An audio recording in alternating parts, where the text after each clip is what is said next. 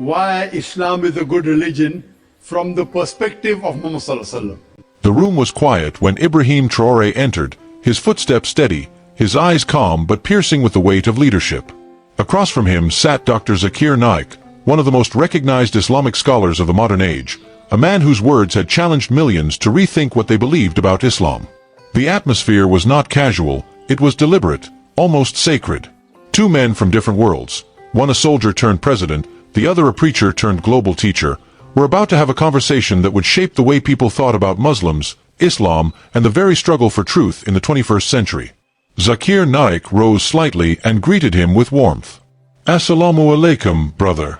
"Wa alaikum salam wa rahmatullahi wa barakatuh," Traore replied, his voice strong yet filled with humility. They sat down. A silence passed between them, the kind of silence where words are carefully chosen, because both knew that what they were about to discuss would echo beyond this room. Traore broke the silence.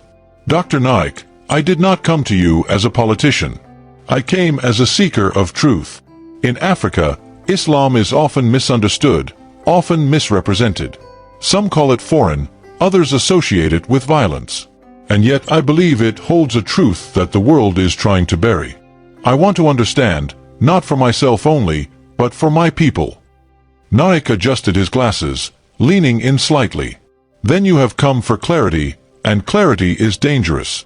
Because once truth is known, illusions can no longer control people." Traore nodded. "That is exactly why I am here. Tell me, why is Islam so misunderstood?" Naik wasted no time. "Because the people who fear Islam cannot afford for the world to know what it truly teaches. The media paints Islam as terrorism, as oppression, as backwardness, because if people understood its real message, no empire, no colonizer, no system of oppression could enslave them. Islam teaches that no man has the right to be worshipped, only God. That teaching alone dismantles systems of domination. It terrifies those who thrive on fear." Traore leaned back, absorbing the words. "So the attacks on Islam are not about faith, they are about control." "Exactly," Naik said firmly. "If people judge Islam by Muslims who fail to live it, they will see hypocrisy. But if they judge Islam by the Quran and the life of Prophet Muhammad, they will see justice, mercy, and liberation.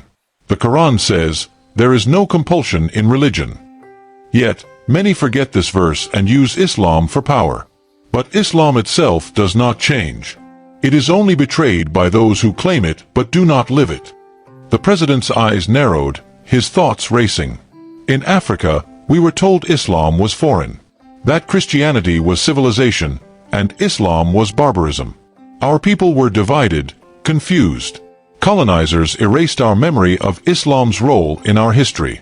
Tell me, is Islam truly foreign to Africa?" Naik smiled slightly, his tone both firm and gentle. "No, my brother. Africa is not a stranger to Islam. In fact, the first migration in Islam was to Africa. When the Prophet Muhammad and his companions were persecuted in Mecca, where did he send them? To Abyssinia, to the land of Africa, to a Christian king who welcomed them. That was the first sanctuary of Islam outside Arabia. Africa was the first refuge for Muslims. So anyone who says Islam is foreign to Africa is either ignorant or deliberately lying." Traore's heart seemed to beat heavier at those words. The truth was undeniable. Africa had always been part of Islam's story, and Islam had always been part of Africa. "But Dr. Naik," he pressed on, "if Islam is truth, why do so many Muslims fail to live it? Why do we see violence in its name, corruption under its shadow, hypocrisy from its leaders?" Naik's voice grew stronger. "Because many are Muslims by name, not by heart. They recite the Quran but do not understand it. They pray, but their hearts are far from God. The Prophet Muhammad said, 'The strong man is not the one who can overpower others, but the one who controls himself when angry.' Yet how many Muslims today fail even in this? Islam is perfect. Muslims are not. Judge the faith by the revelation, not by those who betray it." Traore lowered his gaze, reflecting. "So to be Muslim is not about the rituals alone?" Naik shook his head. "No. To be Muslim is to submit to God. To recognize that there is no God but Allah, and Muhammad is his messenger. From this flows justice, mercy, peace. A Muslim is not one who fights with a sword at every provocation. A Muslim is one who lives with dignity, who stands for truth, who protects the weak. That is why the Prophet was described as a mercy to mankind. If a Muslim does not reflect mercy, then he has not reflected Islam. The President's voice grew intense now. Africa is bleeding. Our youth are confused, torn between tradition, modernity, colonial scars, and religious divisions. If you were to speak directly to African Muslims, what would you tell them? Naik's response carried the weight of conviction. I would tell them, return to the Quran. Return to the teachings of the Prophet. Don't imitate the West blindly. Don't imitate Arab culture blindly. Islam is not about copying clothes or languages. It is about living justice, honesty, mercy, and discipline. If Africa rises with true Islam, not the Islam of slogans, not the Islam of politicians, but the Islam of truth, Africa will not only be free but will become an example for the world. The destiny of Islam in the 21st century may very well rest in Africa, if Muslims here rise to their true calling. Traore closed his eyes briefly, then opened them again, filled with conviction. And what of the relationship between Muslims and Christians in Africa? Because in my country, Christians and Muslims live side by side, but politicians and foreign powers often try to divide us. Naik leaned forward. The Quran tells us that among Christians there are those who are closest in love to the believers. Division is a tool of those who fear unity. Islam does not teach hatred toward Christians or Jews. It teaches respect, dialogue, and justice. The Prophet himself lived with Christians and Jews, protected them, respected them. True Islam does not demand that we fight our Christian neighbors. It demands that we live in truth with them, that we share the message of God without compulsion, and that we stand together against oppression. Traore's face softened, though his voice remained strong. Then it means Africa has been lied to, used, divided by powers who fear what we could become united under truth. Naik nodded gravely. Yes, my brother. And that is why your role is dangerous. You are not just a president. You are a reminder that leadership can stand on truth, not lies. If you lead your people with justice, you are already practicing Islam more than many who pray without justice in their hearts. The conversation lingered as the two men fell into silence again. This was not the silence of hesitation, it was the silence of recognition. Both of them knew they were not simply having a private dialogue. They were carrying the weight of millions who would eventually hear these words. For Traore, it was not only a moment of learning. It was a call. For Naik, it was not simply another lecture. It was a passing of responsibility to a new generation of leaders who would have to carry the message of truth into the heart of conflict, into the core of deception. The first phase of their dialogue ended here, but it was only the beginning. What followed in the continuation of their discussion would cut even deeper, addressing questions of jihad, of power, of unity, and the responsibility of Muslims in a fractured world. What Dr. Zakir Naik told Ibrahim Traoré in that second half would not only challenge his heart, but ignite a fire that no amount of propaganda could extinguish. The evening stretched on, yet neither man seemed tired. The air was thick with meaning, and every sentence spoken carried the weight of centuries. Ibrahim Traoré leaned forward, resting his arms on the table, his eyes steady on Dr. Zakir Naik. You have spoken of Islam's mercy, its justice, its clarity. But I must ask you something that burns in my mind and in the hearts of many Africans. What is jihad? Because the world has twisted this word into a weapon. They use it to define Muslims as violent, to justify wars against them, to frighten people from even listening to their truth. Naik adjusted his glasses, his face solemn. Jihad is one of the most misunderstood concepts in Islam. The word simply means struggle, to strive in the way of God. The Prophet Muhammad said the greatest jihad is the struggle against one's own soul, to control one's desires, to purify oneself. But when Islam is attacked, when injustice overwhelms people, then jihad can also mean the struggle to defend truth and protect the innocent. It is not the blind killing the media shows. It is discipline, it is protection, it is resistance against oppression. Traoré listened carefully, his expression hardening. So, when foreign powers invade Muslim lands, take resources, kill innocents, and then call Muslims terrorists for resisting, this is not jihad? Or is their resistance the true jihad? Naik's voice sharpened. When people rise to defend themselves, their families, and their dignity, it is jihad. But Islam never permits the killing of innocents. The Quran says killing one innocent soul is like killing all of humanity.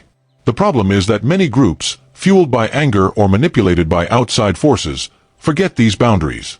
They fall into extremism, which serves the very enemies they fight. But jihad, as the Prophet taught, is noble. It is justice, not chaos. Traore exhaled, his hands tightening into fists. Then the greatest war Muslims face today is not just with foreign powers, it is with ignorance and betrayal from within. Naik nodded. Yes, my brother. The Quran says, indeed, Allah will not change the condition of a people until they change what is in themselves. If Muslims today return to their faith with sincerity, corruption would vanish, division would heal, and Islam would shine not as a threat, but as salvation for humanity. A silence filled the room again. Traore broke it with a question heavy with urgency. Dr. Naik, let me ask you this directly. What is the future of Islam in Africa? Because I see my people confused. Many call themselves Muslims, but they are lost. Others fear Islam because of the lies told by media and politicians. Can Islam rise here again with strength and clarity? Naik leaned closer, his tone carrying both warning and hope. The future of Islam in Africa is a destiny written but not yet fulfilled.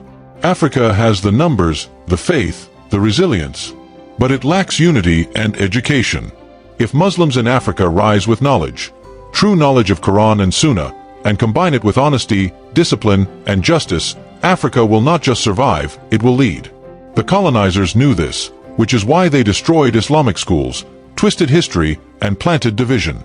But history cannot erase truth forever. Africa can become the heart of Islam's revival. But it depends on leaders like you. Traore lowered his gaze. He was a soldier, a president, but these words were heavier than any military burden. And what if I fail? What if the powers against us are too strong? Naik smiled gently. You will fail only if you forget that power belongs to Allah alone. Empires rise and fall. Colonizers once ruled half the world.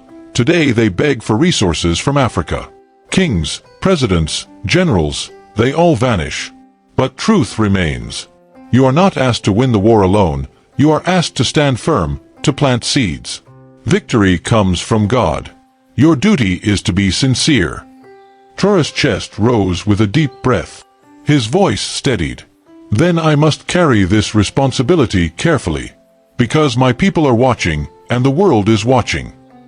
Naik's eyes softened. Yes. But remember, even the Prophet was accused of being a liar, a madman, a magician. Truth always faces slander. If they call you names, if they attack you, do not be shaken. Instead, stand firmer. Because their hatred is proof of their fear. The weight of those words struck Traore deeply. He thought of the constant attacks in media, the whispers of assassination, the threats from foreign governments. He realized now they were not only about his politics. They were about the truth he carried. Dr. Naik, he said quietly, you have told me what Islam is, what it is not, and what it can be. But I must ask one last question. What is the responsibility of Muslims to the rest of the world today? Not just to themselves, but to humanity. Naik's answer came like thunder, though spoken softly. The Prophet Muhammad said, the best of people are those who are most beneficial to others. Muslims are not asked to isolate themselves. They are asked to serve humanity. That means Muslims must fight poverty, must stand against injustice, must heal the sick, must educate the ignorant. Islam is not selfish, it is universal. If Muslims only pray but do not serve, they have missed the essence of faith. Today, Muslims must become examples of honesty, compassion, and strength. They must show the world what it means to live for God, not for greed. Traore sat back, his heart pounding. Then Islam is not only about religion, it is about building a civilization of justice. Naik raised his hand slightly. Exactly. Islam is a complete way of life. It governs how you treat your neighbor, how you lead a nation, how you conduct business, how you protect the earth. It is not limited to the mosque. It is life itself. That is why they fear it. Because if people understood Islam, corruption would collapse, injustice would vanish, greed would wither, and those who live on exploitation would lose their thrones. The two men fell into silence again, but this silence was different. It was not uncertainty, it was resolution. The weight of their exchange hung in the room like a sacred trust, one that could not be ignored. Finally, Traore spoke, his voice lower, almost reverent. Dr. Naik, you have given me more than knowledge. You have given me clarity. But I must also speak my heart. Africa is tired. Our people are weary. We have seen slavery, colonization, exploitation, and lies. But perhaps God has allowed us to pass through this fire so that we emerge purified, ready for something greater. And maybe Islam is the path not only to faith, but to dignity, to unity, to true freedom. Naik's eyes glistened, though his expression remained composed. And maybe, brother, you are one of the men chosen to remind Africa of this destiny. Do not think it is by accident that you sit where you are. God does not make mistakes. Traore lowered his head, humbled, his soldier's heart stirred by a burden far greater than war. He was no longer just a man with guns or speeches. He was a vessel, carrying a message. The night wore on, but the two men stayed in deep dialogue, speaking of Africa's future, of Islam's truth, of humanity's destiny. Every word seemed to carve itself into the air, unerasable, unbreakable. By the time they stood to leave, the room no longer felt like a simple meeting space.